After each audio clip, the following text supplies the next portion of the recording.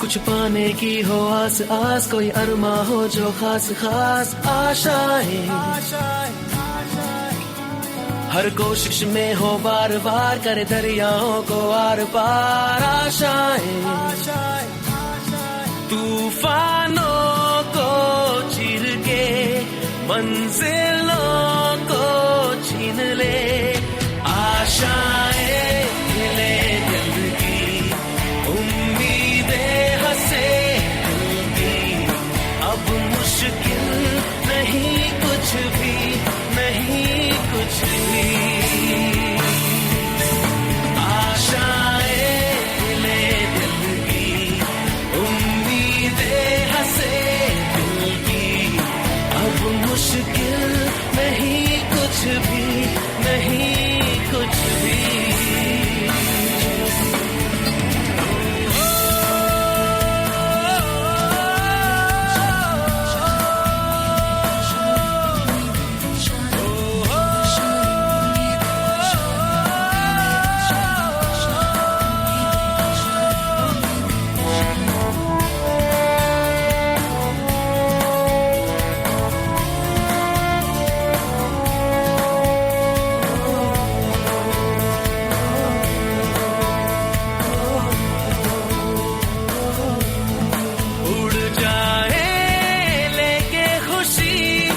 अपने संग तुझको वहाँ जन्नत से मुलाकात हो, पूरी हो तेरी हर दुआ, आशाएं खिले दिल की, उम्मीदें हंसे दिल की, अब मुश्किल नहीं कुछ भी, नहीं कुछ भी, आशाएं खिले दिल की, उम्मीदें हंसे दिल की, अब मुश्किल नहीं कुछ भी, नहीं कुछ भी।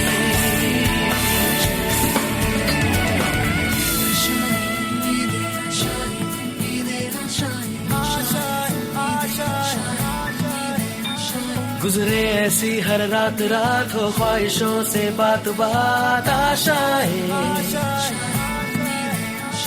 लेकर सूरज से आग आग, गाए जा अपना राग राग, आशाएं कुछ ऐसा करके दिखा, खुद खुश हो जाए खुदा, आशाएं खिले दिल की, उम्मीदें हंसे दिल की, अब मुश्किल नहीं कुछ भी, नहीं कुछ भी, आशाएं खिले दिल की, उम्मीदें हंसे दिल की, अब मुश्किल नहीं कुछ भी, नहीं कुछ भी।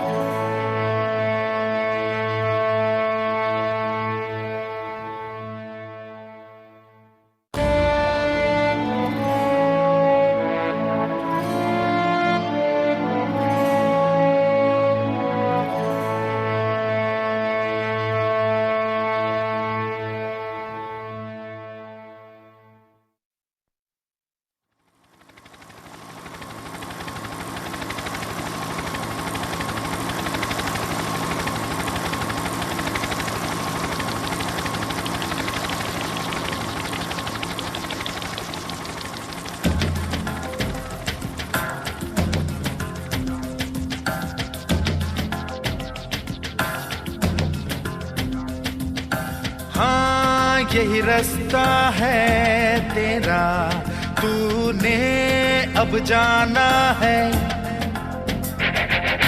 हाँ यही सपना है तेरा, तूने पहचाना है।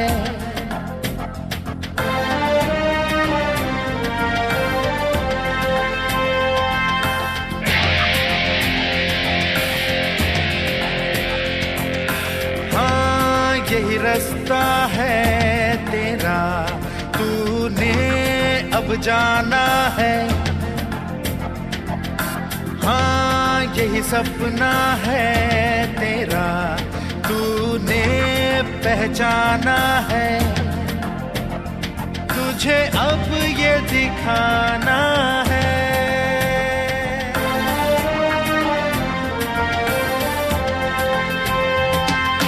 रोके तुझको आंधियां क्या जमीन और आसमां पाएगा, जो लक्ष्य है तेरा, लक्ष्य तो हर हाल में पाना है।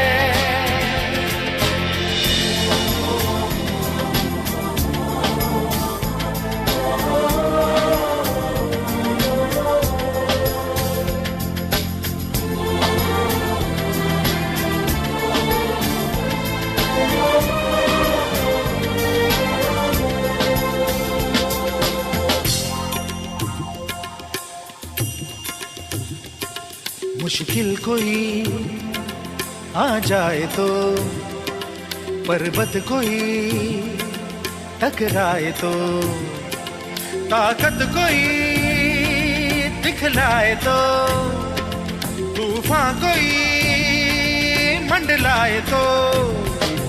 मुश्किल कोई आ जाए तो, पर्वत कोई टकराए तो, पर से चाहे अंबर से आग लिपटे चाहे पैरों से नाग, पर से चाहे अंबर से आग लिपटे चाहे पैरों से नाग, पाएगा जो लक्ष्य है तेरा, लक्ष्य तो हर हाल में पाना है।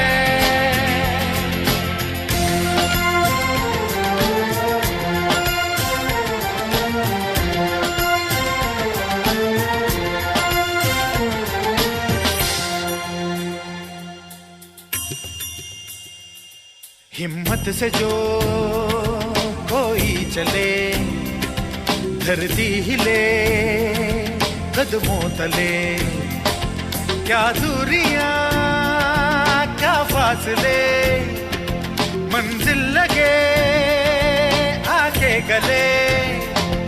हिम्मत से जो कोई चले, धरती हिले कदमों तले, तू चल यूं ही अब सुबह शाम, रुकना झुकना नहीं तेरा काम। तू चल यूं ही अब सुबह शाम, रुकना झुकना नहीं तेरा काम, पाएगा जो लक्ष्य है तेरा, लक्ष्य तो हर हाल में पाना है।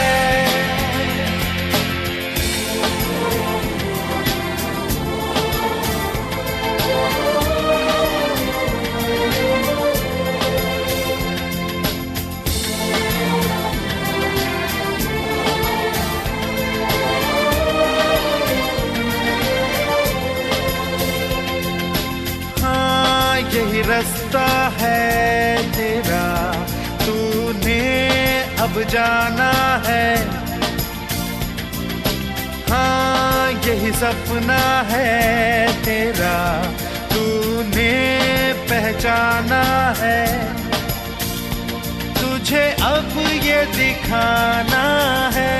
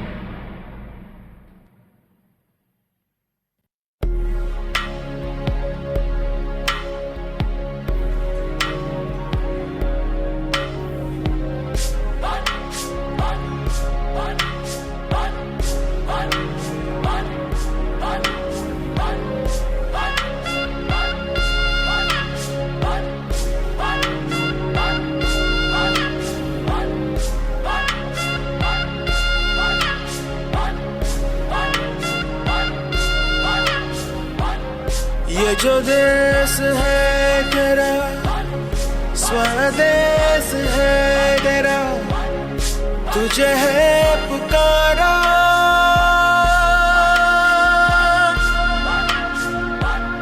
ये वो बंधन है जो कभी टूट नहीं सकता। ये जो देश है तेरा, स्वदेश है तेरा, तुझे है पुकारा। ये वो बंधन है जो कभी टूट नहीं सकता।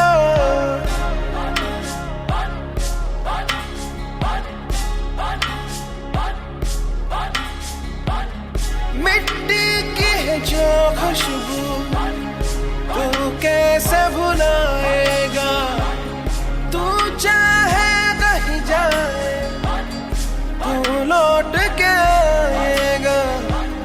नई नई राहों में, दबी दबी आहों में, खोए खोए दिल से तेरे कोई ये कहेगा। ये जो देश है तेरा, स्वदेश है तेरा, तुझे है पुकारा। ये वो बंधन है जो कभी टूट नहीं सकता।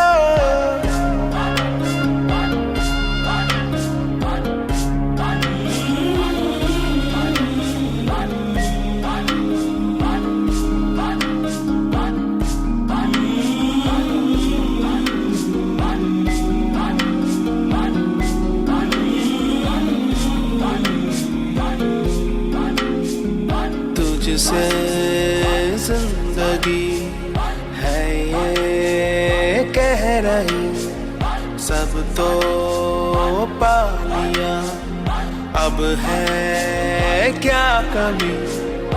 यूं तो सारे सुख है बरसे, पर दूर तू है अपने घर से। आ लौट चल तू अब दीवाने, जहाँ कोई तो तुझे अपना माने। आवाज दे तुझे बुलाने वही देश। ये जो देश है तेरा, स्वदेश है तेरा, तुझे है पुकारा। ये वो बंधन है जो कभी टूट नहीं सकता।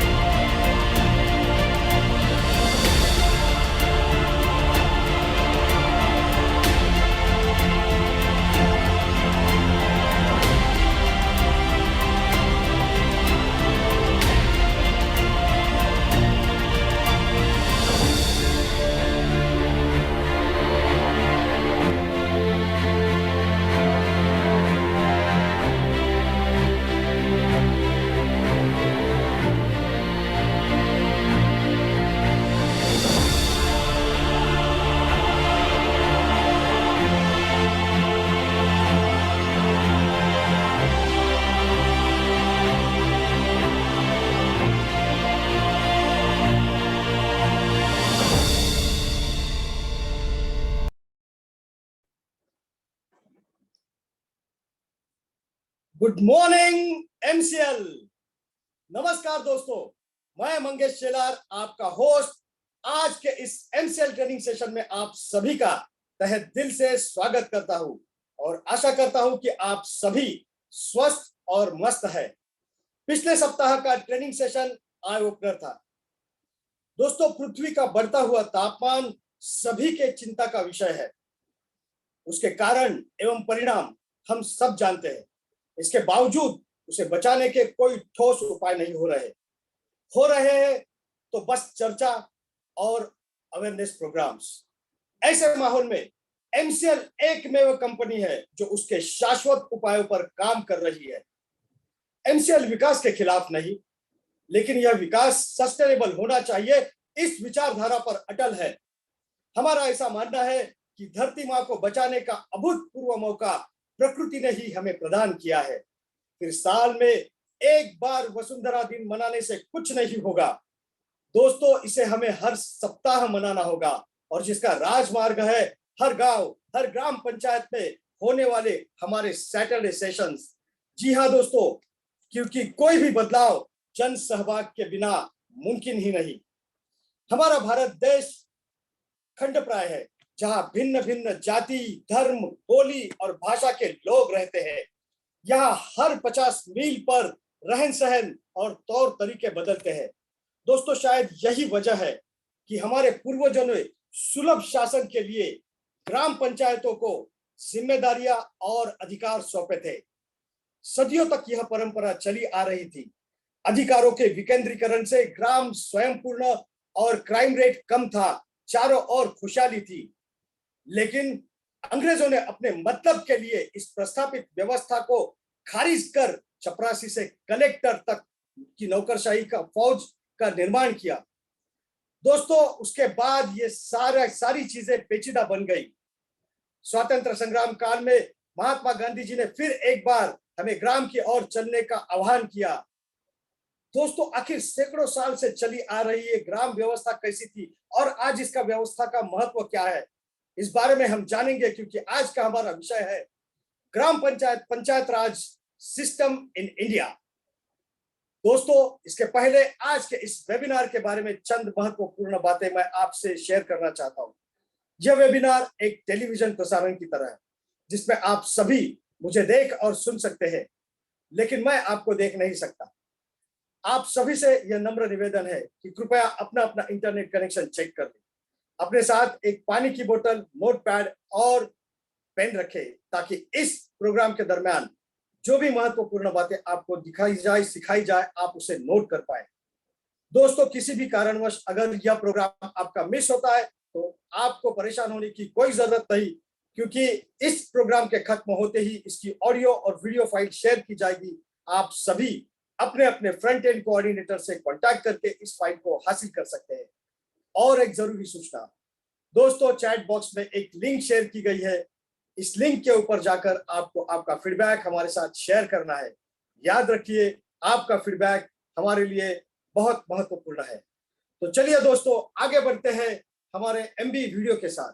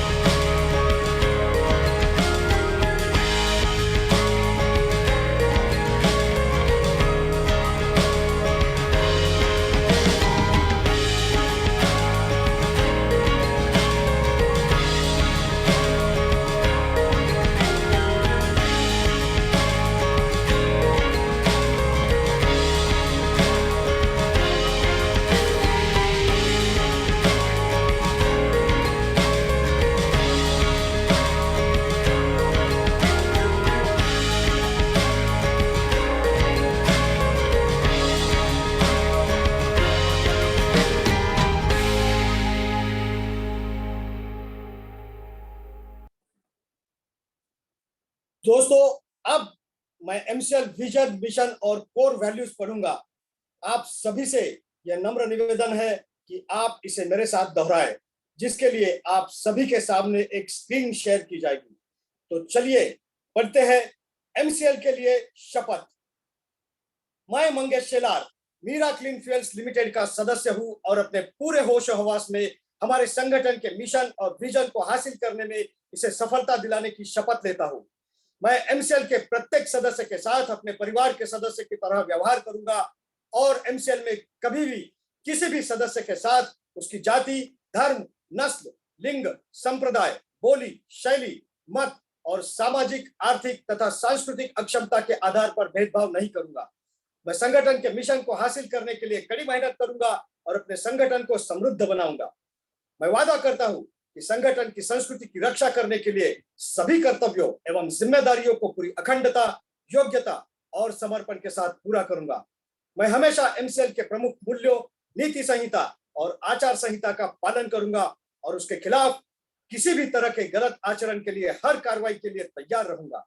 मैं न्यायोचित आदेशों का पूरी ईमानदारी के साथ पालन करने और काम में किसी भी तरह की चुनौती का सामना करने के लिए तैयार रहने का वादा करता हूं। एमसीएल विजन 2030 तक भारत को ईंधन के क्षेत्र में आत्मनिर्भर बनाना। लक्ष्य, एमसीएल एक ऐसी मूल्य श्रृंखला विकसित करने के लिए प्रतिबद्ध है जो ऊर्जा, पर्यावरण और आम लोगों को सशक्त बनाने के लिए समर्पित है। बुनियादी मूल्य, नवाचार, कुछ नया करना है तो पुराने तौर तरीकों से काम करना बंद करें। पर्यावरणवाद, अगर पर्यावरणवाद के हित में सोचना कोई सिद्धांत है तो इससे बेहतर सिद्धांत दूसरा नहीं हो सकता। देशभक्ति, यह केवल भावना की बात नहीं बल्कि अपने देशवासियों की सेवा करने की योग्यता की बात है।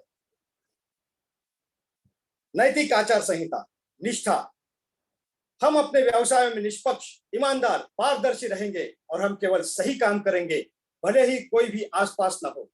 जिम्मेदारी, हमें जो काम सौंपा गया है उसके लिए हम 100% उत्तरदायी होंगे। साथ ही हम अपने ग्राहक, कर्मचारी, सदस्य, पूर्तिकार और समुदाय सहित सभी हितधारकों के प्रति उत्तरदायी होंगे।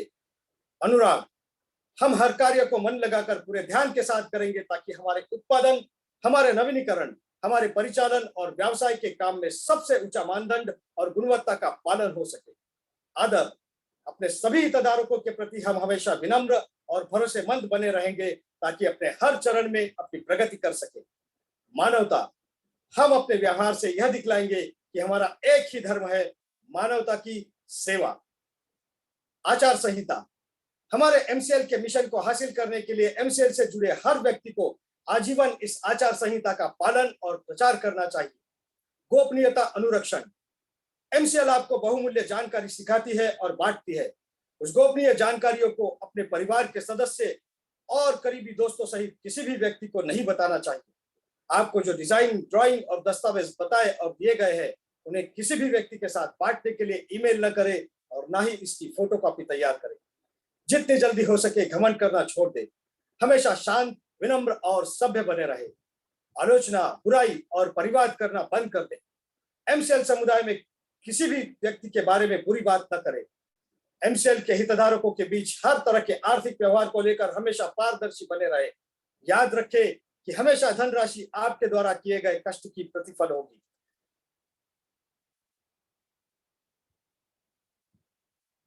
किसी भी प्रकार के प्रतिस्पर्धी कारोबार, एमएलएम, धर्म या राजनीति को बढ़ावा देने वाली बातों की हमारे समुदाय में बिल्कुल भी अनुमति नहीं है। समय निष्ठा सफलता की कुंजी है।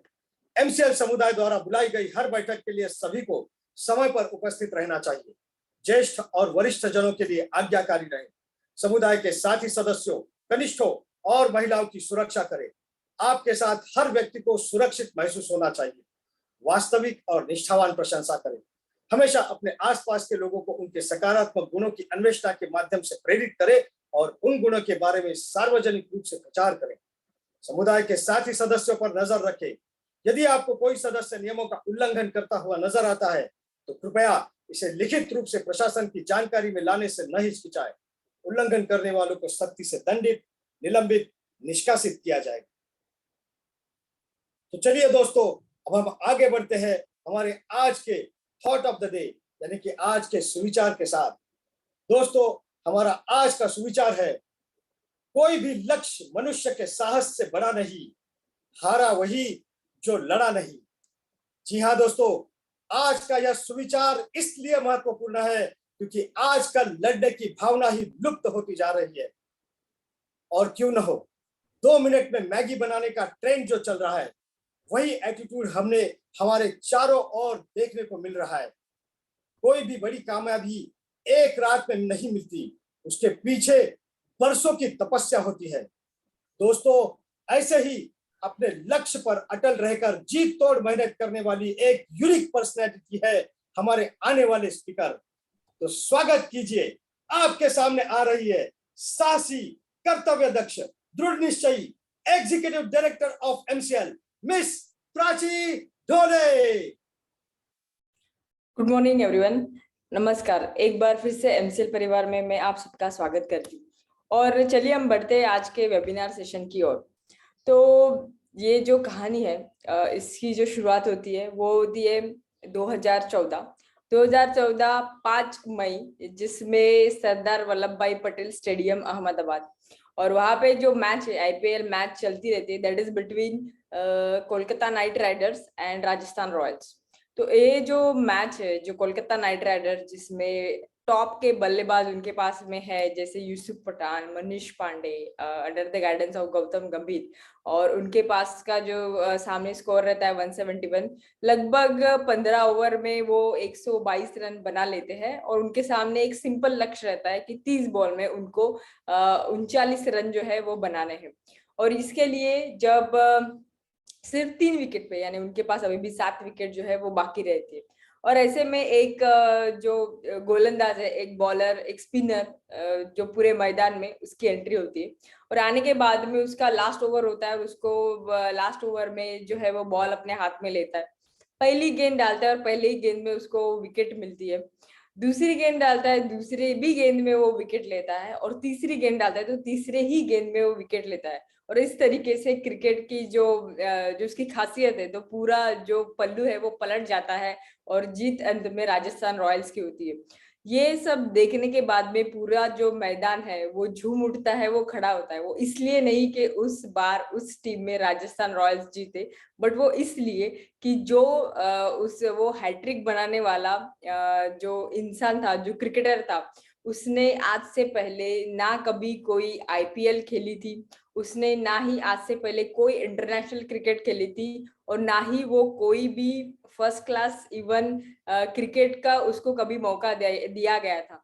तो ऐसे जब वो जो कमेंट्री वाले वो बोलते हैं, वो क्रिकेटर का नाम है प्रवीण तांबे, जिनकी एज 41 ईयर्स ओल्ड है, और सभी फिर पूरे स्टेडियम में ये आवाज गूंजती रहती है कि कौन प्रवीण तांबे। तो आज हम जो कहानी सुनेंगे वो वही प्रवीण तांबे की सुनेंगे कि उनके लाइफ में ऐसा क्या हुआ कि क्रिकेटर जो ऐसा खेल है जिसमें नंबर 1 जो क्राइटेरिया रहता है वो एज का रहता है, दिस इज बिकॉज आप उतने फिट हो के नहीं, ये माना जाता है।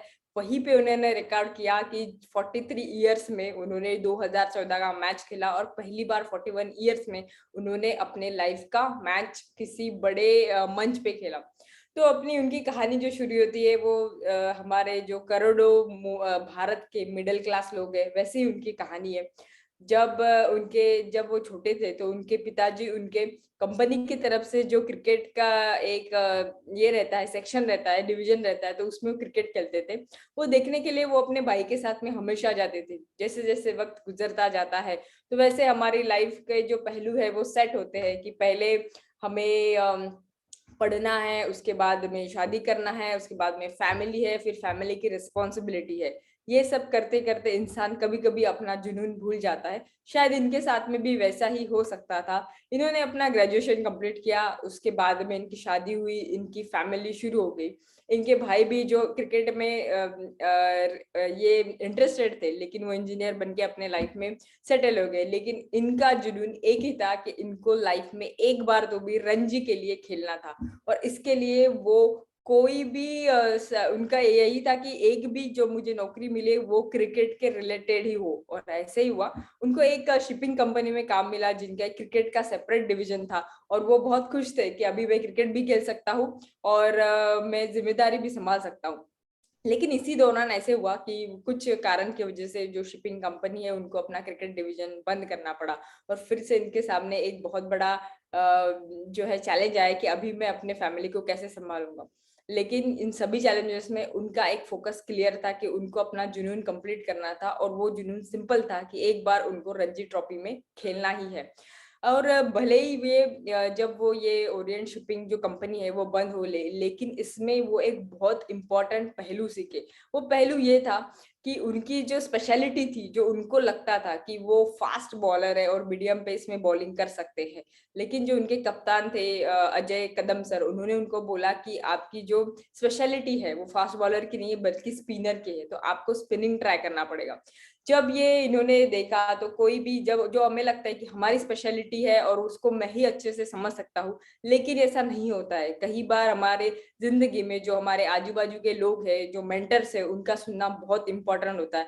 और उसी तरीके से पहले उनको भी लगा कि मैं मेरी स्पेशलिटी क्यों चेंज करूं, लेकिन धीरे धीरे उनको ये समझा कि स्पिनर मैं अच्छा बन सकता हूँ, और उसके बाद में उन्होंने स्पिन की प्रैक्टिस शुरू की। लेकिन प्रैक्टिस शुरू रखना उनके लिए इतना इजी नहीं था, उनके पास में जॉब नहीं था और वक्त भी नहीं था, इसलिए उन्होंने जो नौकरी हाथ में लगी वो की। उन्होंने पर मंथ 1200 रुपए पे भी काम किया, जब वक्त पड़ा तो नाइट क्लब में एज ए वेटर करके भी काम किया, लेकिन उन्होंने अपना जुनून नहीं छोड़ा।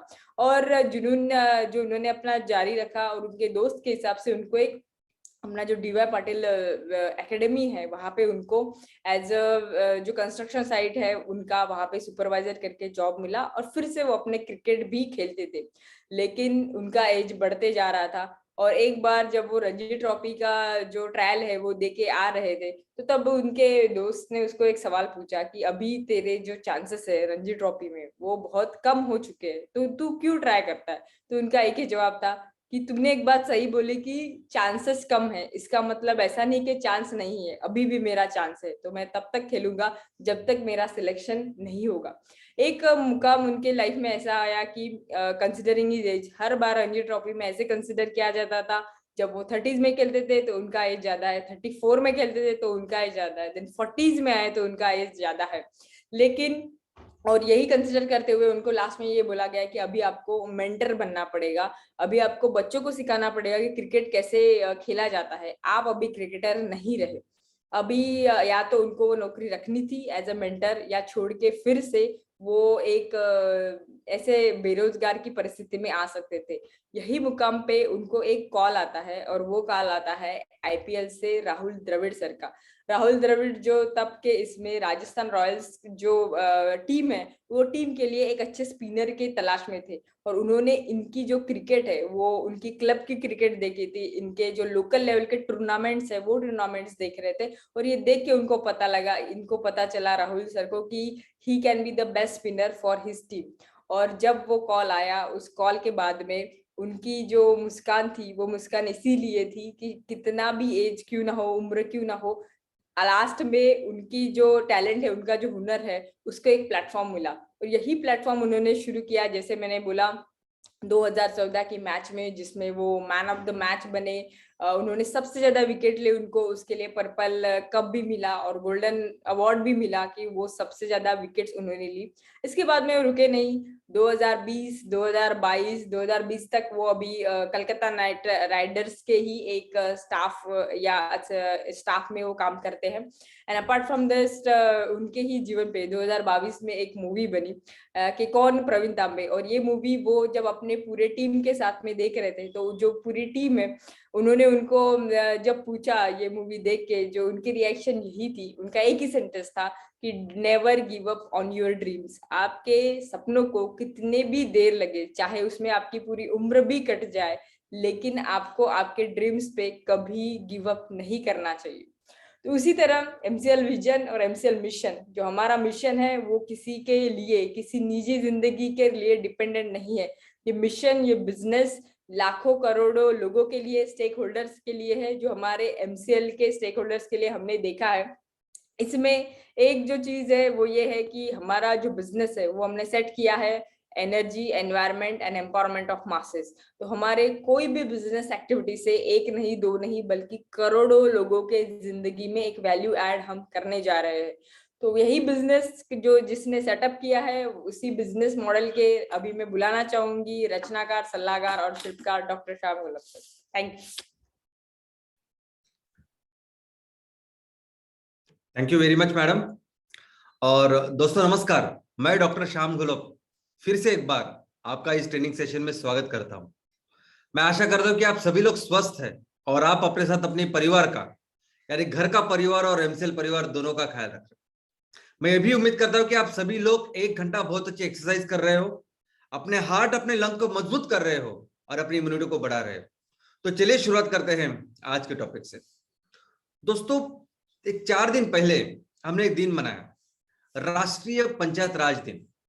हर साल 24 अप्रैल को यह दिन मनाया जाता है। 2010 से इस दिन की शुरुआत हुई। ये इसलिए मनाया जाता है कि जिस पूरे स्ट्रक्चर के ऊपर, जिस ब्लूप्रिंट के ऊपर आज हमारे पूरे देश में पंचायत राज मनाया जाता है या हम लोग इसको एग्जीक्यूट करते हैं, वो पंचायत राज, उसका पूरा डिटेल एक घटना दुरुस्ती, एक कायदा हुआ था 1992 में।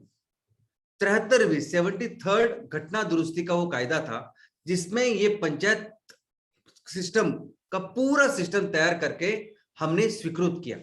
जिस दिन उसको स्वीकृत किया वो था 24 अप्रैल।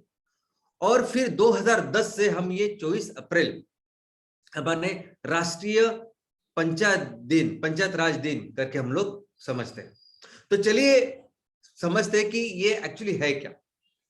तो दोस्तों, कोई भी अगर देश हो तो देश कैसे बनता है? तो देश ऐसे सारे लोगों का समूह होता है जो एक दूसरे के साथ उस वहां की संस्कृति, वहां की बोली भाषा, वहां का इतिहास या भौगोलिक रचना, इन चीजों से एक दूसरे के साथ जुड़े हुए होते हैं।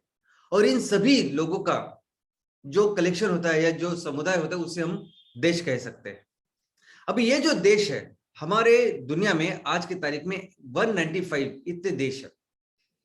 और हर देश कैसे चलता है, कैसे उसका प्रशासन है, वो डिपेंड करता है कि उस देश का इतिहास क्या है, कैसे वो देश बना, किन लोगों ने उस देश को बनाया, उनकी क्या सोच थी उस देश को बनाने में। और वही लोगों की सोच, वही उनका इतिहास आज उनके प्रशासन में हमें प्रतिबिंबित होता है, दिखता है। तो दोस्तों, लेकिन ये पूरे देश, दुनिया के आज जो देश अपने अपने प्रशासन चला रहे हैं, वो ब्रॉडली 2 कैटेगरी में उनका प्रशासन चलाते हैं। पहली जो कैटेगरी है वो है सत्ताधारी जो लोग होते हैं, वो अपनी सत्ता छोड़ते नहीं और बस उन्हीं के हाथों में ये पूरे देश को चलाने का काम होता है, जिम्मा होता है। और ये सत्तावादी, जिनको ऑथोरिटेरियन ऐसे भी कहते हैं, तो इस सत्तावादी लोगों का एक ग्रुप होता है। और ऐसी वजह से बहुत सारे दुनिया के बहुत सारे देशों में आज के तारीख में प्रशासन चल रहा है। लेकिन दूसरा जो अभी ये जो तरीका है देश को चलाने का, उसमें लोगों का या जनता का जो पार्टिसिपेशन वो भी कम होता है, उनका सुना या उनकी जो की चीज है उनको भी कम किया जाता है। लेकिन दूसरा जो तरीका है जिसमें लोग खुद होके पूरे देश का प्रशासन चलाते हैं, उसे कहते हैं प्रजातंत्र, लोकतंत्र या लोकशाही। अभी ये जो प्रजातंत्र है, लोकतंत्र है, इसके भी 3 प्रकार है। सबसे एक पहला प्रकार यह है कि लोग अपनी अपनी जगह से अपने रिप्रेजेंटेटिव, अपने प्रतिनिधि, अपने सांसद को चुनते हैं। और ये जो सांसद है, ये सभी मिलके, देश के सांसद मिलके अपने एक संसद बनाते हैं और ये संसद पूरे देश को फिर चलाती है। ये संसद के जो चुने हुए लोग होते हैं, वो अपने पूरे संसद के एक नेता को चुनते हैं, जिसे हम पंतप्रधान कहते हैं। और इनके थ्रू पूरे देश का कारोबार चलता है। इसे कहते हैं हम लोग संसदीय लोकशाही। दूसरी जो है वो अध्यक्षीय लोकशाही, अध्यक्षीय प्रजातंत्र है।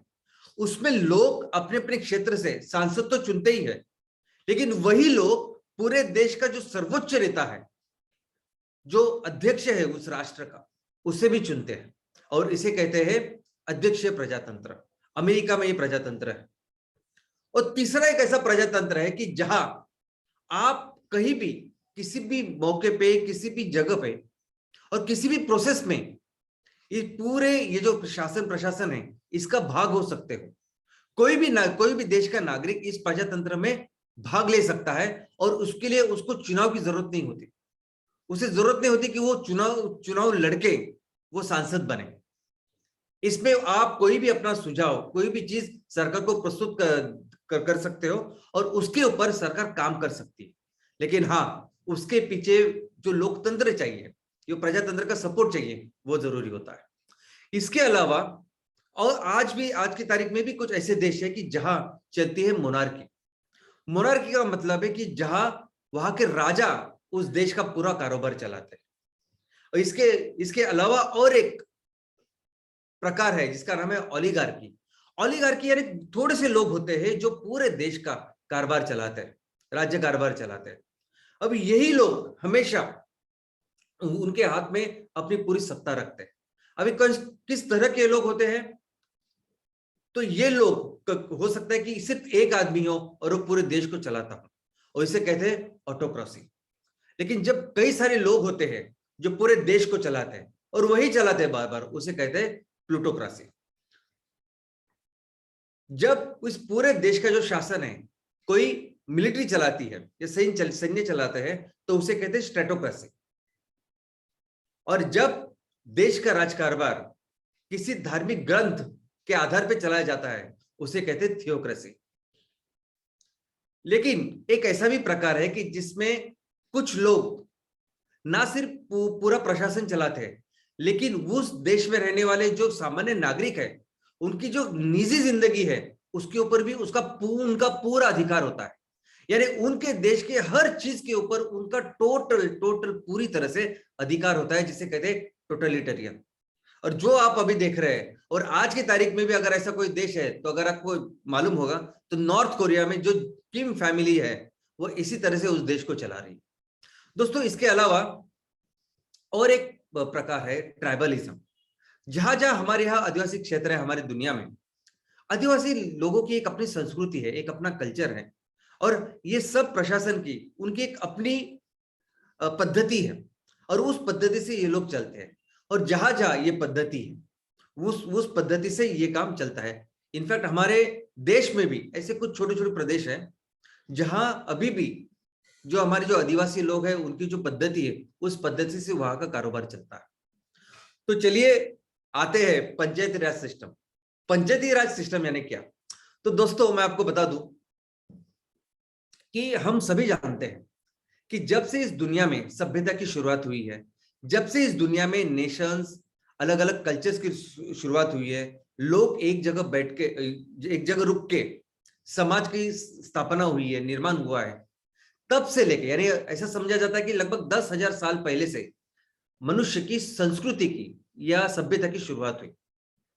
तो जब से इस 10,000 सालों की ये सभ्यता जो है पूरी दुनिया में, उसमें 90% ऑफ द टाइम, यानी more than 90% of the time हमारे देश ने, हमारे भारत ने पूरे दुनिया का नेतृत्व किया है। और ये नेतृत्व सिर्फ इकोनॉमी, अर्थव्यवस्था में नहीं है। हाँ, ये बात सही है कि ये 90% से भी ज्यादा वक्त हमने दुनिया के लिए सबसे ज्यादा जीडीपी, सबसे ज्यादा उत्पन्न हम लोग तैयार करते थे। पूरी दुनिया का 30% से भी ज्यादा जीडीपी अपना भारत देश बनाता था। तो आप सोच रहे थे पूरे देश एक तरफ और एक अकेला भारत 30% से ज्यादा इनकम तैयार कर रहा था। लेकिन ये चीज सिर्फ अर्थव्यवस्था में नहीं थी। भारत हर क्षेत्र में दुनिया का नेतृत्व कर रहा था, चाहे वो विज्ञान हो, तंत्रज्ञान हो, एस्ट्रोनॉमी हो, ये गणिती हो। इनफैक्ट हमारी पढ़ाई इतनी फेमस थी, हमारे यहाँ इतने सारे विश्वविद्यालय थे कि बहुत दूर दूर से लोग सिर्फ पढ़ने के लिए आते थे। यूरोप हो, चाइना हो, सभी लोग यहाँ, इतनी शाखाएं, इतना स्पेशलाइजेशन था हमारे देश में। तो दोस्तों, वैसा ही एक और विषय है जिसमें भारत ने दुनिया को मंत्र दिया है, और वो जो विषय है वो है पब्लिक एडमिनिस्ट्रेशन। वो विषय है ये सामान्य प्रशासन।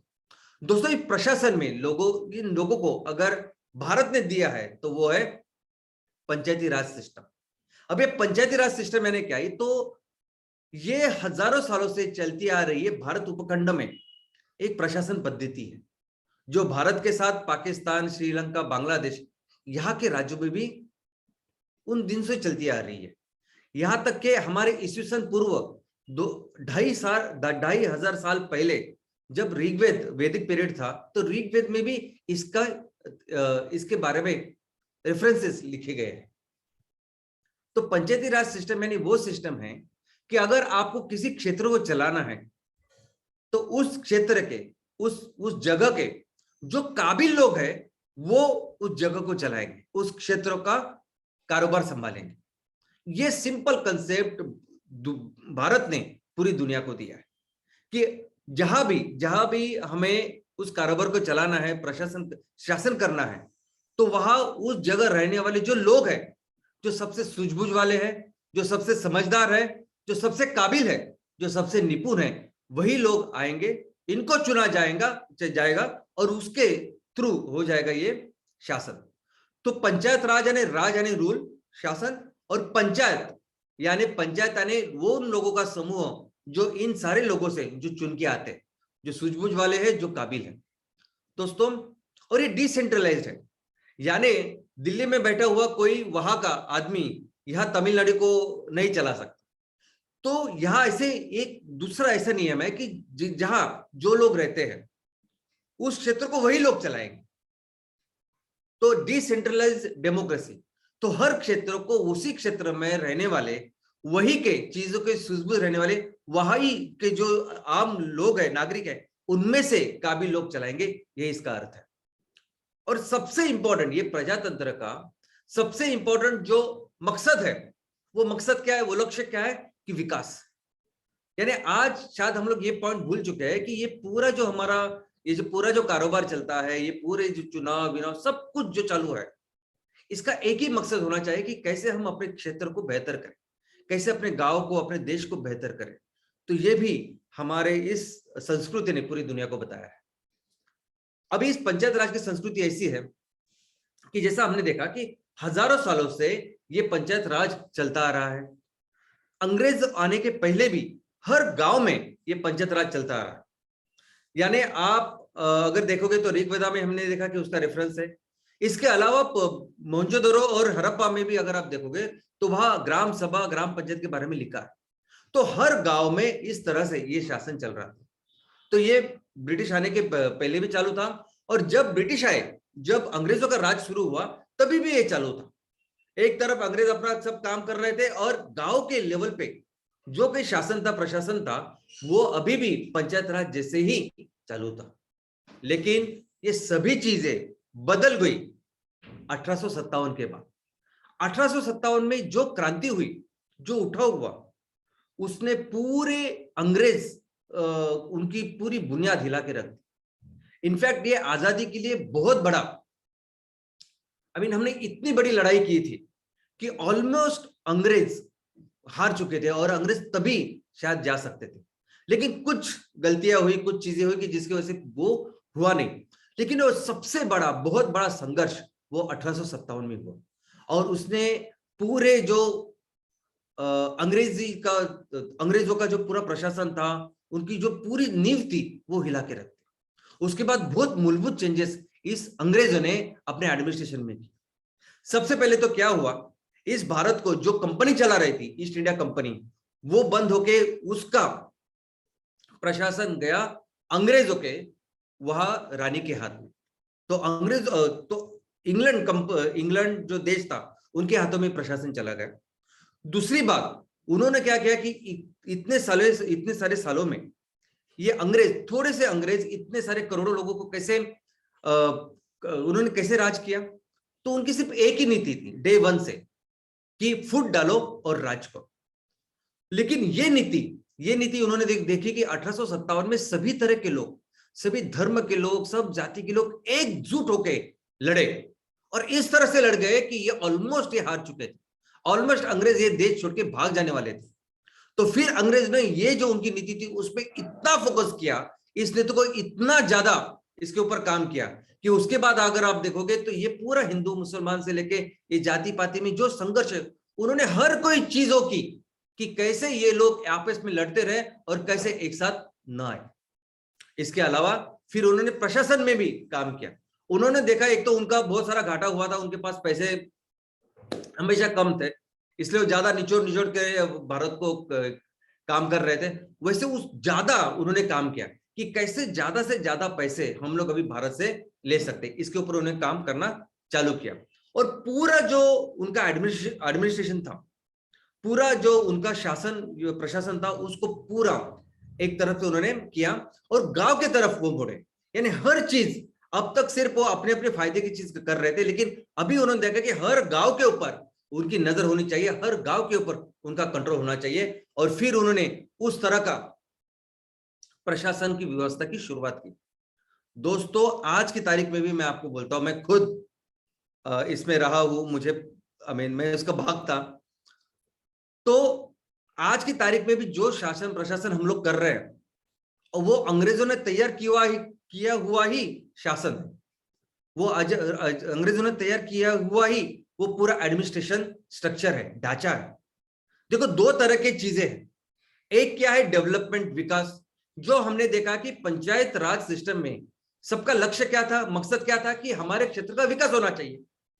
अंग्रेजों ने क्या किया, अंग्रेजों ने देखा कि कैसे कंट्रोल मेरा रहेगा, कैसे गांव के तरफ ज्यादा से ज्यादा मैं लगान, ज्यादा से ज्यादा टैक्स में जमीन से लूंगा, और ज्यादा से ज्यादा वहां का लॉ और ऑर्डर मेरे हाथ में रहेगा। तो अंग्रेजों ने उसके ऊपर ध्यान दिया, और आज भी वैसे ही करते हैं हम। ये जो पूरा पंचायत राज का सिस्टम है, बीडीओ से लेके सीईओ, जिला परिषद, वो सब उनको जरा कम इंपॉर्टेंस है। लेकिन ये जो लॉ एंड ऑर्डर है और ये लैंड रेवेन्यू है, जिसमें कलेक्टर आते हैं, तहसीलदार आते हैं, ये सब लोग आते हैं, इनका पूरा सिस्टम अभी भी उनको इतना ज्यादा इंपॉर्टेंस देते हैं हम लोग, और बहुत सारी चीजें लॉ एंड ऑर्डर की उनके पास है। ये जो पटवारी तलाठी है ना, जो सरकार की तरफ से आएगा और आपके गांव में बैठेगा, और सब लैंड रिकॉर्ड उसके पास होंगे कि कौन सी जमीन कैसी है, कितनी उपजाऊ है, क्या फसल आप वहां से लेते हैं। ये सिस्टम अंग्रेजों ने चालू की है कि ऐसे हमारे तरफ से एक कोई ऑफिसर आएगा, बैठेगा, और वैसे हम लोग आपसे लगान, हम आपसे टैक्स वसूल करेंगे। यहां तक कि ये जो दरोगा है, हमारे वक्त था पुलिस पाटिल, गांव में अपना एक सेल्फ सफिशिएंट गांव हुआ करता था बहुत पहले से। लेकिन नहीं, ऊपर से फौजदार रहेगा, फौजदार के नीचे दरोगा रहेगा, और वो हर गांव में जाके देखेगा कि आपके गांव में कैसी स्थिति है, कैसे लॉ एंड ऑर्डर है, सब ठीक ठाक है कि नहीं। ऐसे पूरा कंट्रोल फिर अंग्रेजों ने इस पूरे चीज के ऊपर किया। दोस्तों, लैंड रेवेन्यू सिस्टम में भी अभी जो भी हम लोग आज की तारीख में भी प्रैक्टिस करते हैं, तो मैक्सिमम जो चीज वहां से आई है, अंग्रेजों ने उसके बाद Mahalwari system, permanent settlement system और रैयतवारी सिस्टम, इन सिस्टम को चालू किया। और इस पूरे जमाने, जब तक अंग्रेज यहाँ थे, अंग्रेजों ने सिर्फ अपने देश को निचोड़ा है। 1857 के बाद बहुत ज्यादा निचोड़ा। 1857 के बाद अगर आप देखोगे तो ज्यादा से ज्यादा सूखा कब हुआ है, फेमाइन्स कब हुआ है, तो 1857 के बाद हुआ है, क्योंकि अंग्रेजों ने एक भी चीज ऐसी छोड़ी नहीं, और कुछ मूलभूत बदल के उन्होंने इस प्रशासन के बाद। तो इस पंचायत राज सिस्टम का जो इवोल्यूशन है वो कैसे, मैं आपको बोलता हूं। सबसे पहले मैं आपको बता दूं कि भारत देश ये हमेशा गांव से बना हुआ है। अगर देश हमारा कहाँ रहता है तो गांव में ही रहता है। और ये सिर्फ बोलने की बातें नहीं है, सिर्फ भावनाओं की बात नहीं है, ये एक्चुअल में है। हमारी पूरी इकोनॉमी, अर्थव्यवस्था गांव में और खेती के ऊपर ही है। किसान, ये अंग्रेज जब छोड़ के गए, जब हमें आजादी मिली, तब एक्चुअली कितने लोग गांव में रहते थे, कितने लोग शहर में रहते थे, ये शायद बताना मुश्किल है। लेकिन जो सेंसस के आंकड़े में अपने पास है, वो ये बताते हैं कि 1901 में लगभग 89%, यानी ऑलमोस्ट 90%, 90% लोग गांव में रहते, और 10 से 11% लोग शहरों में रहते थे। और यही परिस्थिति अगर आप 2011 के सेंसस में देखोगे 2011, तो 2011 का सेंसस कहता है कि 32% लोग शहरों में रहते हैं, और 68%, ऑलमोस्ट 70% लोग गांव में रहते हैं। लेकिन बाद में क्या हुआ, अभी आज की तारीख में अगर आप देखोगे तो ये शहरीकरण का जो प्रमाण है वो बढ़ गया है, 45%, उससे भी ज्यादा हुआ है, 48% तक लोग बोलते हैं। लेकिन मुझे तो ऐसा लगता है कि ग्राम पंचायत की जहां जहां ज्यादा पॉपुलेशन हुआ, कोई भी ग्राम पंचायत 5000 से ज्यादा हो गई तो उसको नगर पंचायत बना दो, तो फिर वो शहरी भाग में चली गई। तो हर राज्य के अपने अपने डेफिनेशन है, क्राइटेरिया। किस राज्य में 5,000 से ज्यादा बड़े तो उनको नगर पंचायत बना दो, किसी राज्य में 7,000 से ज्यादा बड़े तो नगर पंचायत बना दो, किसी राज्य में ऐसा नियम है कि अगर 10,000 से ज्यादा लोग हो गए तो नगर पंचायत बना दो। लेकिन ये सभी भी अगर आप देखोगे तो इनकी पूरी जो बेसिक स्ट्रक्चर वो अभी भी गांव का ही है। ये सभी ग्राम पंचायत और ग्राम पंचायत को लेकर जो छोटे छोटे गांव कभी छोटे छोटे शहर बन गए वो अभी भी गांव के ऊपर ही डिपेंडेंट है। दोस्तों, जब हमें आजादी मिली तब की जो भारत सरकार थी उनकी भी यही सोच थी। उन्होंने भी देखा था कि 90% ऑलमोस्ट गांव में रहते हैं और उन्हें बोला कि अगर हमारे देश को बेहतर बनाना है, इसका विकास करना है, तो हमें गांव को ही फोकस करना पड़ेगा, गांव की तरफ ही काम करना पड़ेगा। और इन्होंने पूरे प्रशासन की जो नींव रखी वो गांव के विकास के आधार पर ही रखी और यही से चालू हुआ। और इसके लिए कुछ रिसर्च वगैरह करने की जरूरत नहीं पड़ी ना। जैसा मैंने कहा कि हजारों सालों से ये जो व्यवस्था है, गांव को कैसे हम लोग संभाल सकते हैं, कैसे उसका प्रशासन कर सकते हैं, ये ऑलरेडी बहुत सालों से चल रहा था। तो उसको बेहतर कैसे बनाया, तो कुछ बहुत सारी कमेटियां उसकी शुरुआत हुई।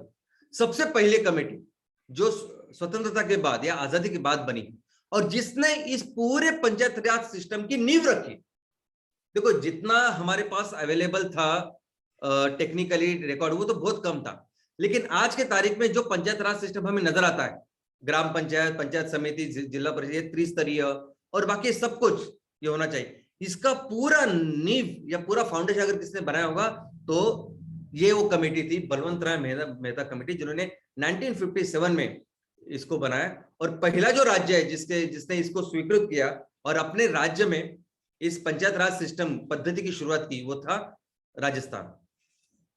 दोस्तों, इसके बाद लेकिन जैसे जैसे हमें अनुभव आते गए, जैसे जैसे हमने काम किया, तो कई सारे चैलेंजेस हमने देखे कि अभी भी ये बहुत सारे जो बाबू लोग हैं, ये गवर्नमेंट के ऑफिसर्स हैं, ये जाने नहीं देते और लोगों का जो सहभाग कम होता गया। तो हर वक्त ऐसी ऐसी कमेटी बनी और हर कमेटी ने अपने अपने सुझाव इस पंचायत राज सिस्टम को कैसे बेहतर कर सकते हैं ऐसे ऐसे सुझाव दिए। तो 1977 में जो कमेटी बनी उसका नाम था अशोक मेहता कमेटी। उसके बाद 85-86 में जीवीके राव कमेटी जो बनी, उन्होंने भी बताया कि किस तरह से लोगों का ज्यादा पार्टिसिपेशन बढ़ना चाहिए। इसके अलावा LM सिंघवी साहब, उनकी भी एक कमेटी थी, उन्होंने भी अपना पूरा रिकमेंडेशन, अपना पूरा सुझाव 1986 में गवर्नमेंट को दिया। और ये सभी सुझाव के बाद, ये सभी जो अनुभव इतने सालों से हम लोगों ने लिए, ये सब काम करने के बाद ये सभी मिलके एक बहुत सख्त, बहुत प्रॉपर, डिटेल्ड ऐसा कानून तैयार किया गया और वो था 73वीं घटना दुरुस्ती। घटना दुरुस्ती क्यों? क्योंकि ये पंचायत राज सिस्टम ऑलरेडी हमारे संविधान में, हमारे राज्य घटना में लिखा रहता है। डॉक्टर बाबा साहब अम्बेडकर ने जब इनको बनाया राज्य घटना को, तो उसमें ये पंचायत राज सिस्टम है, लेकिन उसको बेहतर करने के लिए डिटेल जो कायदा कानून तैयार हुआ वो इस दिन 1992 में तैयार हुआ। 73rd यानी 73वीं जो घटना दुरुस्ती का जो कायदा है उसमें डिटेल ये रख गया। और आज तक, आज की तारीख तक जो भी हम लोग पंचायत राज सिस्टम हमारे गांव में आज चला रहे हैं वो इस कायदे कानून से चला रहे हैं। तो दोस्तों, ये इसमें ही वो था कि हर 5 साल के बाद ये चुनाव होने चाहिए, फिर उसका चुनाव आयोग होना चाहिए हर राज्य का, और 30% जो रिजर्वेशन है वो सिर्फ महिलाओं को होना चाहिए हर लेवल के ऊपर, यानी पंचायत अध्यक्ष के ऊपर भी होना चाहिए और जो चुन के आते हैं वो लोग भी होना चाहिए। और वहां का जो क्षेत्र है, वहां के जो अलग अलग लोग रहते हैं उनके प्रोपोर्शन के हिसाब से उनको भी वहां रिजर्वेशन होना चाहिए। कैसे गांव अपने अपने टैक्सेस तैयार कर सकते हैं, कैसे उनको फंड मिलेगा, ये सभी डिटेल्स ये 73वीं जो घटना दुरुस्ती है उसमें है। और इसी के लिए जिस दिन से इसको हमने स्वीकृत किया उस दिन को हम राष्ट्रीय पंचायत दिन मनाते हैं। दोस्तों, ये पंचायत राज सिस्टम का ये स्ट्रक्चर जो है उसके बारे में समझते हैं। सबसे पहले मैं आपको बता दूं कि ये जो रचना है वो त्रिस्तरीय रचना है। हमारे पूरे देश में जितने भी राज्य हैं उस राज्य में, हर राज्य में त्रिस्तरीय रचना होगी। कैसे होगी? तो राज्य बनता है जिलों से। पहले देखते हैं कि देश कैसे बनता है। तो देश बनता है राज्य और केंद्र शासित प्रदेशों से। ये राज्य कैसे बनते हैं? तो जिलों से। और एक जिला किससे बनता है? तो बनता है तालुका से, और तालुका बनता है ग्राम पंचायत से। तो जिले के लेवल का ये प्रशासन है और वहां तक त्रिस्तरीय है। तो हर जिले में त्रिस्तरीय रचना होगी। ग्राम पंचायत लेवल पे होगी पहली रचना, जो गांव के स्तर पे होगी ग्राम पंचायत। तहसील लेवल पे होगा तहसील या ब्लॉक या मंडल, तालुका जो हम लोग बोलते हैं, वहां होगी पंचायत समिति, और जिला स्तर पे होगी जिला परिषद।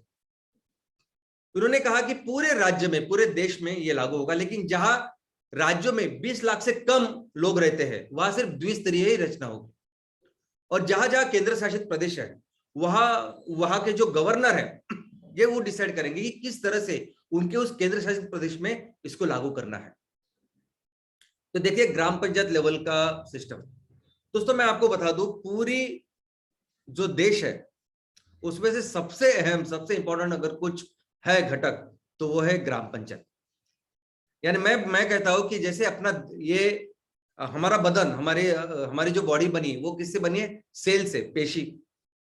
तो जो सेल, जो बेसिक घटक है अपने पूरे देश का, वो बेसिक घटक है ये ग्राम पंचायत, जिससे अपना पूरा देश बना है। सबसे महत्वपूर्ण संस्था अगर इस प्रशासन में कुछ है तो वो है ग्राम पंचायत। और इस ग्राम पंचायत में उस गांव में जितने भी लोग रहते हैं और जो मतदार, एलिजिबल मतदार हैं, उन सबको मिलके बनती है ग्राम सभा। तो हर गांव में एक ग्राम सभा होती है, और ये ग्राम सभा फिर अपने यहाँ के कौन से ऐसे लोग हैं जो वो प्रजातंत्र चलाएंगे उसको चुन के देते हैं, और उनसे बनता है वो ग्राम पंचायत, उनसे बनता है वो पंचायत। आपके जितने लोग होते हैं उसके हिसाब से फिर वो उतने सदस्य होते हैं उस ग्राम पंचायत में। और फिर वो जो सदस्य है उनसे एक बनता है सरपंच, जिसे प्रधान भी कहते हैं, मुखिया भी कहते हैं। और इस तरह का ये पूरी ग्राम पंचायत लेवल की रचना है। इनके साथ, इनके मदद के लिए, इनके साथ काम करने के लिए गवर्नमेंट का भी एक ऑफिसर होता है, जिसका नाम होता है ग्राम सेवक, जो गवर्नमेंट से काम करता है। और इन दोनों का, यानी ये सब चुने हुए लोग, ये गवर्नमेंट का जो ऑफिसर है वो, इन दोनों का सिर्फ एक ही फोकस होता है कि गांव का विकास। तो कौन से ऐसे काम है कि जो इन्होंने करने चाहिए? तो सबसे पहले तो ऑफ कोर्स जो स्टेट, राज्य सरकार का और केंद्र सरकार की जो अलग अलग योजनाएं हो उसकी अच्छी तरह से अमलबजावनी, क्योंकि अगर वो अच्छी अमलबजावनी करेंगे तब जाके वो योजना सफल हो सकती है। तो वो, लेकिन उसके साथ इन दोनों ने मिलकर ये दिखना चाहिए कि हमारे गांव में ऐसी कौन सी चीजें कि जिससे हमारा इनकम बढ़ सकता है, क्योंकि हर गांव के एक अपनी अपनी भौगोलिक परिस्थिति, अपना अपना इतिहास है, अलग अलग तरह के लोग रहते हैं, उनकी अलग अलग एक्सपर्टीज है। तो उस तरह से एक्चुअली इसके ऊपर काम करना चाहिए कि कैसे इनका इनकम बढ़ाए। ये देखना चाहिए कि कैसे यहाँ जो हमारी खेती बाड़ी है, जो हमारा पशुपालन है, कैसे इसको बेहतर करें, कैसे हम यहाँ एम्प्लॉयमेंट जनरेशन, रोजगार निर्मित करें। ये बहुत अहम काम है ग्राम पंचायत का, जो एक्चुअली हम लोग ज्यादा देखते नहीं, लेकिन ये सबसे इंपॉर्टेंट काम है जिसके ऊपर फोकस करना चाहिए।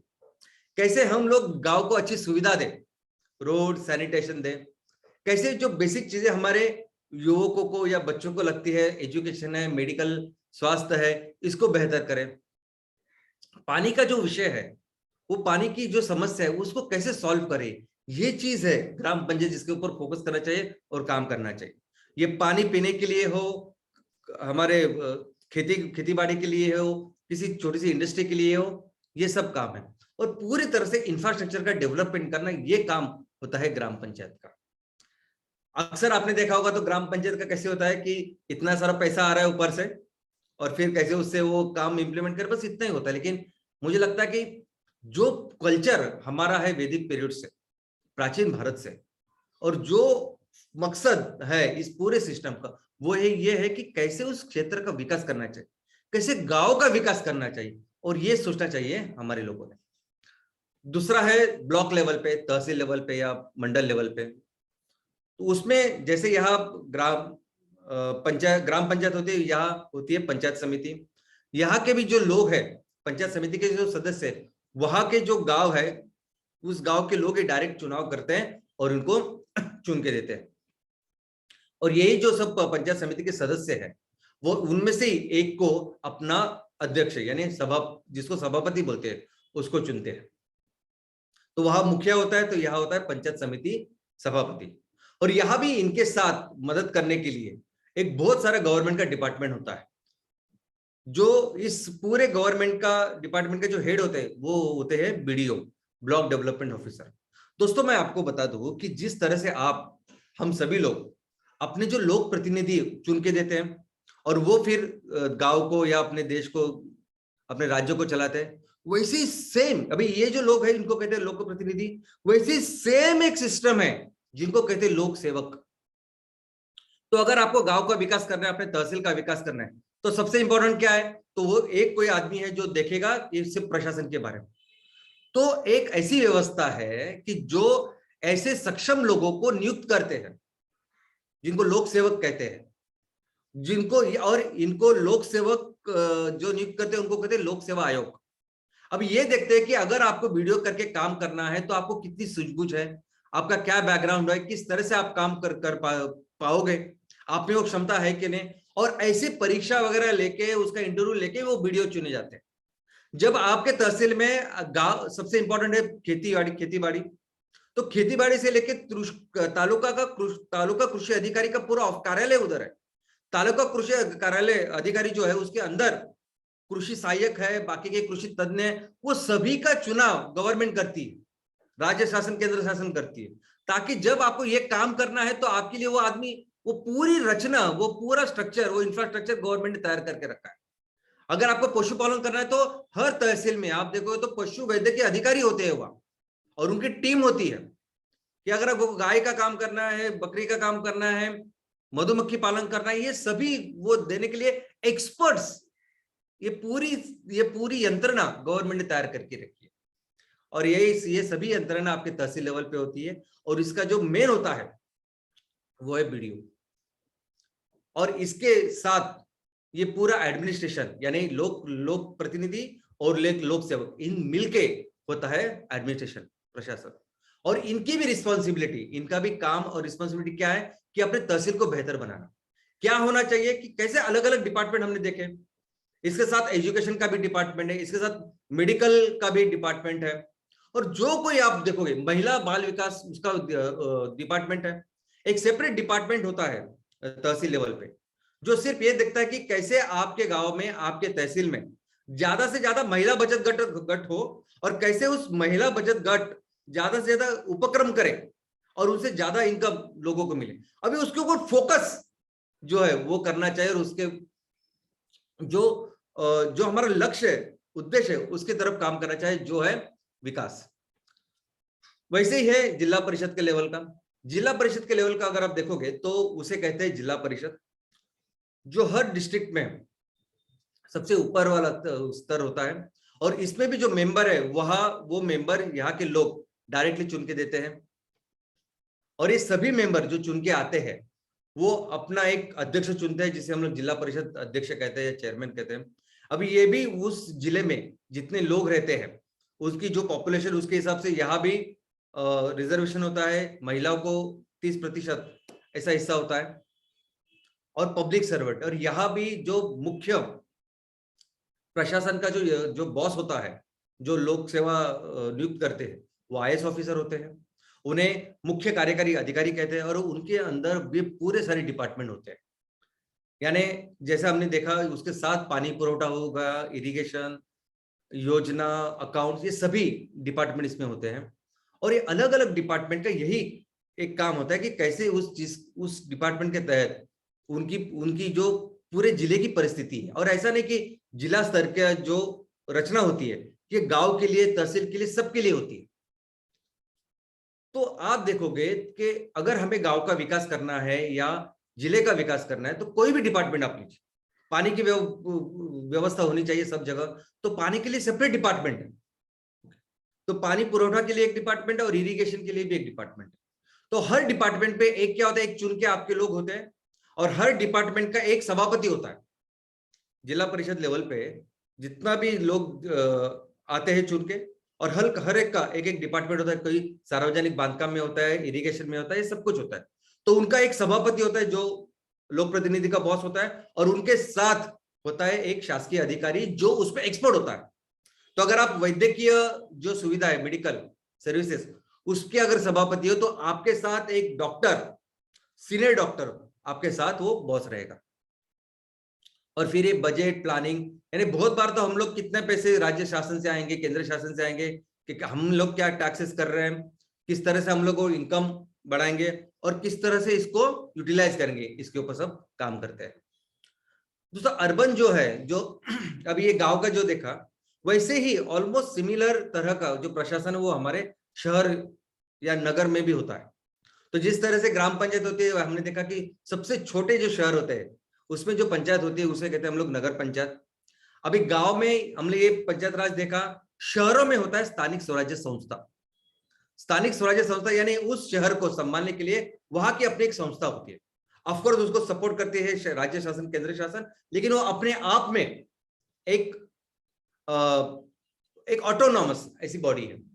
तो सबसे छोटी होती है नगर पंचायत, उसके बाद होती है म्युनिसिपल कॉर्पोरेशन, और इस म्युनिसिपल कॉर्पोरेशन में आपके शहर में कितने लोग रहते हैं उसके अनुसार होता है कि अ वर्ग नगर पालिका, ब वर्ग नगर पालिका और क वर्ग नगर पालिका। तो ऐसे नगर पालिका, नगर निगम, म्युनिसिपल काउंसिल, ऐसे अलग अलग नाम है। और जो सबसे बहुत बड़ी बड़ी ऐसे जो शहर है उसके लिए होती है म्युनिसिपल कॉर्पोरेशन। तो दोस्तों ये पूरा चीज अभी हमारे देश का ये जो पूरा प्रजातंत्र है, लोकतंत्र है, ये प्रशासन है, इसके बारे में आपको कोई बहुत इंपॉर्टेंट चीज है वो समझनी होगी। और वो क्या है? तो सबसे पहले आप देखिए कि हमारे यहाँ एक तरह से हम सभी लोग चुन के देते हैं हमारे प्रतिनिधि को, जिनको हम लोग कहते हैं लोक प्रतिनिधि।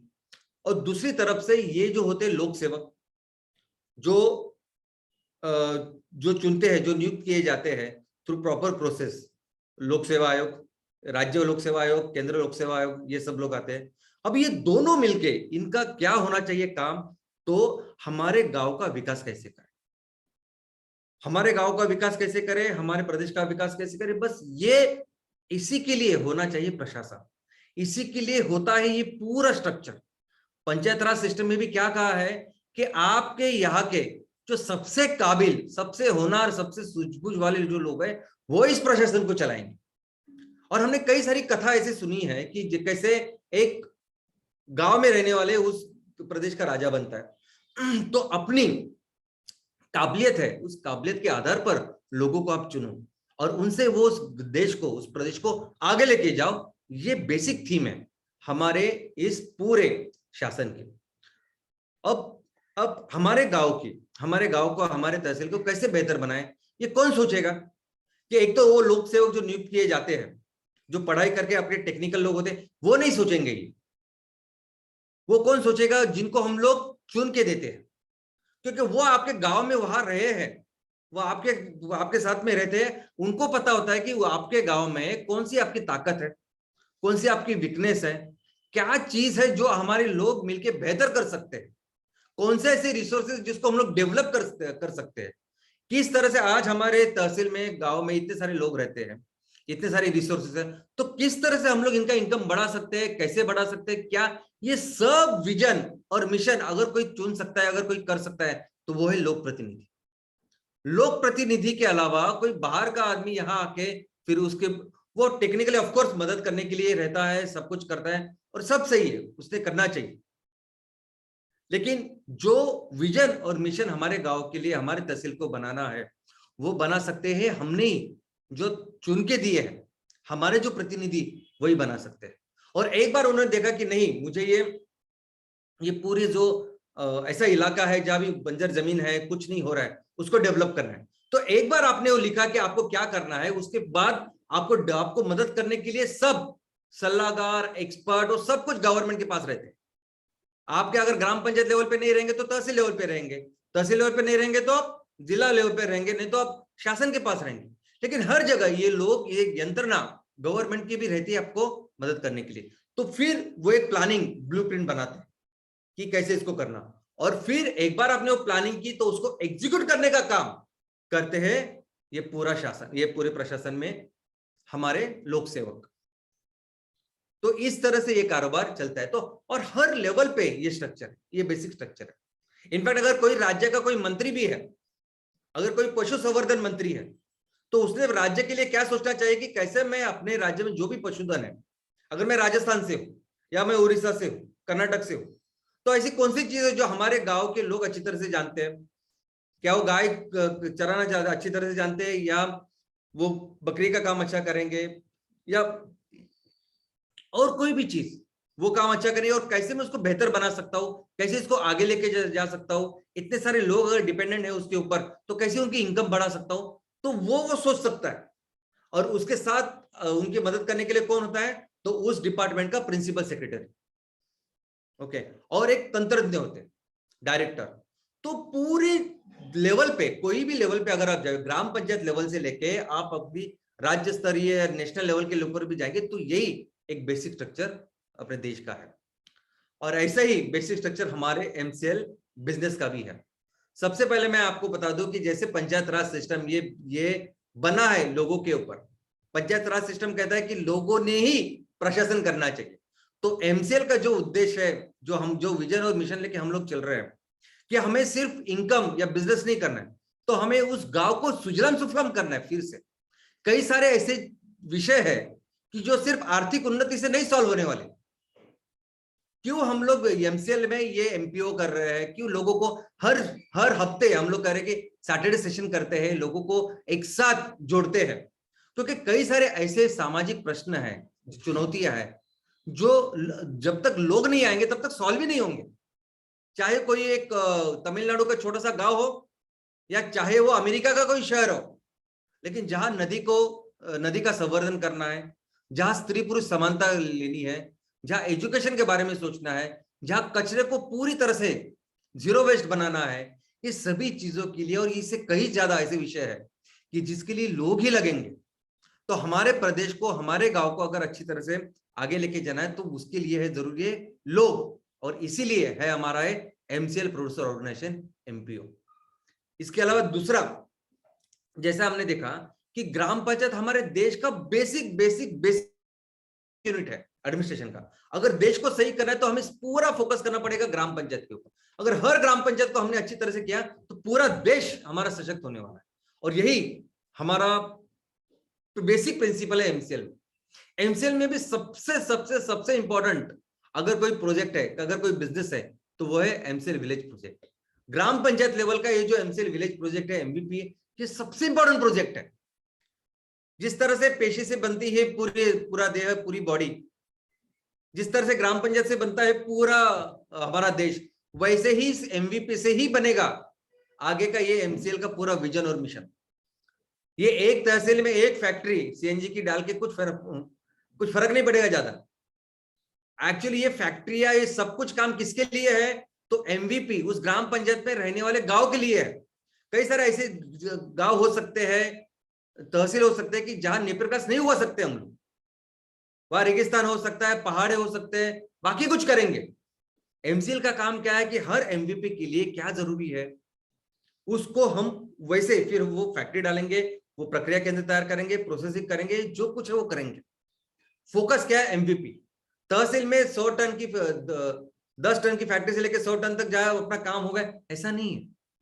हमारा पूरा फोकस है कि वहां के लोग जो है, उन लोगों को जो जरूरत है उसके हिसाब से अपने बिजनेस को डेवलप करना। और हमारा एक प्रॉपर विजन और मिशन है। हमने देखा है कि हमें बिजनेस में क्या क्या काम करने हैं, और इस बिजनेस के साथ हम कैसे हमारे लोगों को एम्पावर करने वाले हैं, चाहे वो हमारे किसान हो, चाहे खेडूत हो जिनके पास जमीन भी नहीं है, महिला हो, इनको कैसे एम्पावर करके इनका इनकम बढ़ाना है। इसके साथ कैसे हमारा पर्यावरण, जो हमारी धरती माँ है, इसका ख्याल रखना है। इसका पूरा एक ब्लूप्रिंट आज हमारे पास है। और हमारा काम सिर्फ एक ही है, और वो है जो सबसे इसमें काबिल है, जो सबसे सही है, इन लोगों को चुनना। एक्चुअली एमसीएल का बाकी दूसरा कोई काम ही नहीं, राइट लोगों को चुनना, जो फिर इस विजन और मिशन के साथ पूरे अपने प्रदेश को डेवलप करे, बेहतर करे। यही एमसीएल का काम है। और दोस्तों, ऐसा नहीं कि एमवीपी के लेवल पे अगर आप काम करोगे और अगर आप में वो काबिलियत है, तो सिर्फ बायोसीएनजी की फैक्ट्री नहीं, कई सारी अलग अलग चीजें जो कुछ दिनों के बाद मैं आपको बताऊंगा भी, और हम लोग करके भी दिखाएंगे। तो कई सारे ऐसे फैक्ट्रियां, ऐसे यूनिट, बिजनेसेस आने वाले हैं जो आप ही करोगे, हो सकता है कि कोई सिर्फ ग्राम पंचायत लेवल पे काम करता हो, उसके साथ ही हम लोग वो फैक्ट्री लगाएंगे। अगर वो बहुत ही बेहतर है तो उसको हम डिस्ट्रिक्ट लेवल का, जिला लेवल का जो नेतृत्व वो करेंगे। अगर वो बहुत बेहतर है तो राज्य लेवल पे जाएंगे, पूरे एमसीएल को वो कल संभाल सकते हैं। तो अच्छे उस चंद्रगुप्त को जैसे बोलते हैं, तो अच्छे उस चंद्रगुप्त की निवड़ करना और उनके साथ इस विजन और मिशन को डेवलप करना, बस यही हमारी सोच है, यही हमारा काम है। और मुझे लगता है ये पूरी जो बिजनेस स्ट्रैटेजी है, ये जो बिजनेस मॉडल हमने बनाया है, ये एक्चुअली ये जो पंचायत राज का सिस्टम है, इतने सालों से, पुरखे से, हमारे प्राचीन भारत से ये जो चलता आ रहा है, और यही हमारे प्राचीन भारत ने पूरी दुनिया को ये जो मंत्र दिया है, बस उसके आधार पर वैसे ही हमारा एमसीएल का भी काम चलेगा दोस्तों। और आने वाले दिनों में इस पंचायत राज सिस्टम को बेहतर, स्ट्रॉन्ग और बेहतर करने वाला काम करेगी एमसीएल। धन्यवाद, थैंक यू। बेहतर काम करेगी एमसीएल जी नहीं, वो डायलॉग एक्चुअली श्याम सर का ये था कि आने वाला है एमसीएल राज। जी हाँ, पंचायत राज के इस खूबसूरत वेबिनार में कहीं ना कहीं छुपा था श्याम सर का एक थॉट, आने वाला है MCL Raj. Good morning MCL and MCL India परिवार। आज आपके सामने और एक कॉन्सेप्ट और एक दमदार विजन पेश की गई हमारे शिल्पकार, रचनाकार माननीय श्याम गोलब जी की तरफ से। जी हाँ, गांव गांव में बसे, वाड़ी वाड़ी में बसे, पाड़े पाड़े में बसे हमारे सारे भारतीय किसानों के माध्यम से हम एक नई एमसीएल राज की लोकशाही का यहाँ पे अवतरण करने के लिए ही काम कर रहे हैं, जहाँ पे कॉमन मैन, कॉमन फार्मर का विकास होगा और वो अलग तरह का होगा। ये आज आपने हमको बहुत अच्छे समझाया श्याम सर, उसके लिए आपका बहुत बहुत बहुत बहुत बहुत शुक्रिया। और जी, जीत कहाँ से आएगी? ये जीत यहाँ से आएगी जहां से प्रवीण तांबे एक क्रिकेटर की लाइफ में आई थी, जो पाचड़ ने आज हमको बताया कि हर एक को प्रवीण करना पड़ेगा। चांसेस कम है बट चांसेस तो है ना, चांसेस कम है बट चांसेस तो है ना, चांसेस कम है बट चांसेस तो है ना। मेरी लगन, डेडिकेशन मुझे सक्सेस देगी। जी हाँ, आज श्याम सर, प्राची मैडम ने और एक बार हमें वो उम्मीद, हमारी जो आस्था, हमारा जो विश्वास है, उसे बहुत ज्यादा सबल कर दिया है। Thank you very much. I specially thanks to all MPP honours, MP honours, MBS, BDS, senior BDS, prime BDS, and yes, all the stakeholders, farmers of MCL. Thank you very much. आज और एक बार वो नारा देने में बहुत फक्र महसूस हो रहा है कि आप सबको, जी हाँ, आप सबको इस देश की मिट्टी का वास्ता है और MCL राज ही इस भारत देश की प्रगति का रास्ता है। Thank you very much. Thank you very much, Dr. Lavesh sir. Thank you for being here and inspiring us once again. दोस्तों, मैं आप सभी को ये नम्र निवेदन करता हूं कि कृपया चैट बॉक्स में दी गई लिंक के ऊपर जाकर आपका फीडबैक हमें भेजिए। आपके फीडबैक का हमें इंतजार रहेगा। आपका फीडबैक हमारे लिए बहुत बहुत बहुत महत्वपूर्ण है। और मैं यहाँ पर अभिनंदन करना चाहूंगा, मैं यहाँ पर धन्यवाद देना चाहूंगा प्राची मैम का, जिन्होंने हर बार की तरह आज भी हमें एक अनोखी स्टोरी बताई और जिस स्टोरी से ये मैसेज हम तक पहुंचाया है कि नेवर गिव अप।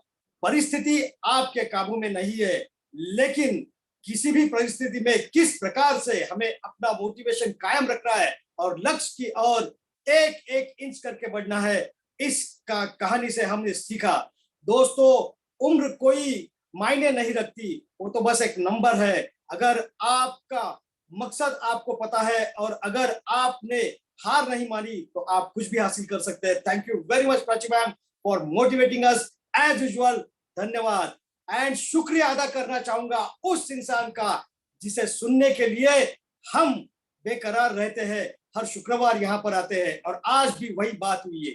दोस्तों, आज भी हमने ये जाना कि हमारे देश की जो पारंपरिक संस्कृति है, ये किस प्रकार से गांव में बसी हुई है और उसी गांव का वास्ता देकर जो पंचायत राज आज तक हम चलाए आ रहे थे, लेकिन पिछले 200 साल पहले कुछ एक कालखंड हुआ जहां पर ये इसे ब्रेक लगा था, लेकिन फिर एक बार हम उसी पंचायत राज का आसरा लेकर हमारे देश की प्रगति करना चाहते हैं। दोस्तों, वो सारी बातें हमारे एमसीएल के बिजनेस मॉडल में भी दिखती है और वो सारी बातें प्रत्यक्ष रूप में लाने वाले हमारे डॉक्टर श्याम सर, दिल से शुक्रिया अदा करना चाहूंगा। पूरे एमसीएल परिवार की तरफ से शुक्रिया अदा करना चाहूंगा, क्योंकि ये सारी सोच जो उन्होंने हमें दी है इसका कोई तोड़ नहीं। धन्यवाद, धन्यवाद। Thank you very much doctor Shyam sir, from the bottom of our heart, thank you.